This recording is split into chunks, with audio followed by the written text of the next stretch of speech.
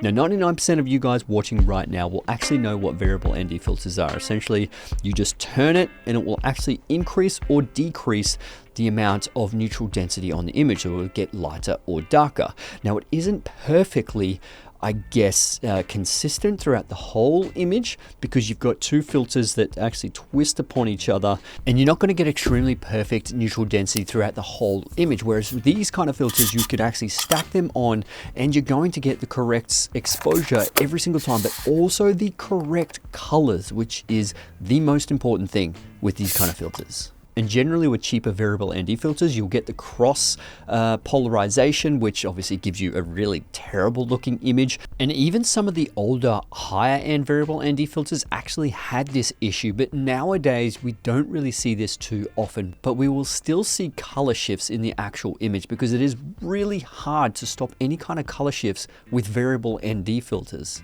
But before we get into the actual color shifts and comparing these to other ND filters, I do want to show you what kind of kit options Nisi actually offer. So there's 6 different kit options. You've got the Capture Kit, Landscape, Filmmaker, Cinema Kit, Black Mist, and the Pro Night kits, and they all offer different things within the kit, which obviously determines the price as well.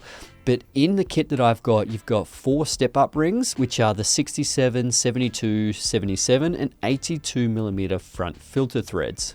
You also get a front and back cap to obviously protect your filter when traveling. I've got a mist filter, which is a 1/8 strength. I've got a circular polarizing filter, and I've got an ND4, ND8, ND16, and ND64, which obviously are stackable on top of each other. So any kind of filter system and any kind of lens that you actually use, it is important to see how the color casting actually is on those filters and lenses. Now this, you can see here, there are some significant differences when it comes to the original Freewell magnetic and the Tilta Mirage matte box system. They generally have a warmer sort of cast, whereas the Nisi Jetmag Pro, the Nisi TrueColor, and the Freewell K2 VND have very similar colors here to the no filter right on the end. So do take note. Down the bottom there, you can see the whites and the grays look a little bit different. When it comes to the actual colors, there is that slight shift with those two, the Freewell and the Tilta, whereas the others seem to be pretty decent with just a controlled environment and a color chart. But this isn't taking into consideration of the actual sun, the infrared rays that are coming through, and all the other colors that are, bouncing around and, making things look a little bit weird, which we will test in the outdoor tests. Now, IR pollution is something that a lot of variable ND filters may actually have, and some will be stronger than others, and it really just depends on the filter itself. Now, even the Sony Burano's ND filters have a little bit of IR pollution, and that kind of does suck because some of your blacks won't necessarily be black in pure sunlight because of the infrared light sort of gets through and kind of, washes out the image, gives it that sort of magenta hue through the blacks. And that's the great thing about full spectrum NDs is that you don't actually get that. It actually cuts out that IR and you won't actually get any kind of color polluting through the blacks, and blacks will actually be true black. Now this is the outdoor test between all these filters and no filters, and this isn't about what you guys actually prefer, it's about what is actually accurate in real life. And then this is where you can actually color grade to how you actually want, because you don't want to ruin the image before you start color grading.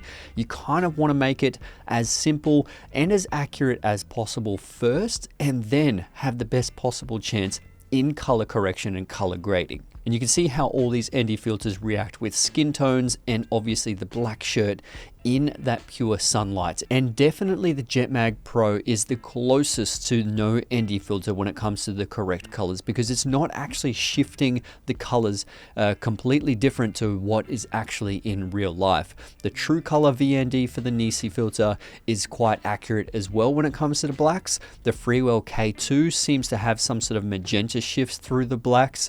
The Tilta Mirage and the older Freewell magnetic system are very warm when it comes to that overall cast, which changes the skin tones, changes the black t-shirt. This is what you don't want. And in my opinion, you want the most accurate colors coming into your camera's sensor, which gives you the most amount of flexibility in post-production. Now, when it comes to the design of these, they are patented. Now, they are actually magnetic. You just need to twist it out of that location, and then obviously you can pull it off, and then you can just twist it back on. Where this line is, you can line it up, and they are super strong. But the way that they're super strong is not necessarily the magnetic part. Essentially, they lock in just like these, the lens flare protectors on your actual lens. They'll kind of clip in, and then you can twist and lock them in, and they'll kind of twist underneath this piece of metal, which will stop them from actually pulling out like this. Twist it, and you can unlock it, twist it, and then you can lock it under there again, and it will stop it from pulling out. Exactly the same design, but it is fully magnetic to clip on, and you don't actually have to twist and lock it. You can just keep them there. That's perfectly fine, and they won't fall off if you're actually moving it around. It just locks them into place, so if you do put them into your bag or something, they're not going to fall off. Or if you are, you know, hiking and you've got it on like this little clip here, they're not going to fall off, which is, you know, great. But this is where one of the cons come, especially when it comes to traveling. Now, they're not really designed for travel videography, but they still can be used for travel videography and photography. You just have to take it into consideration. It will take a little bit of time to actually unscrew these and then screw different ones on, because you do have different stops of ND, you know, ND4, ND8, ND16, and you do have to choose your correct ND to obviously expose the scene correctly. Whereas, you know, variable ND filters, you literally just twist it and you're way to go. It's super fast. This just takes a little bit more time. And now when I was traveling, I did actually have to try and, you know, nail in the exposure first and figure out what kind of ND I actually needed, depending on the frame rate I was going to be using. And then I'm good to go. But if I do change the frame rate, or if it, you know, gets a little bit cloudy, then I actually have to get out my ND case and unlock these, put different ones on, test it to see if it's correct. So it kind of slows you down a little bit. But the colors are going to be absolutely perfect. You're not going to get any color shifting.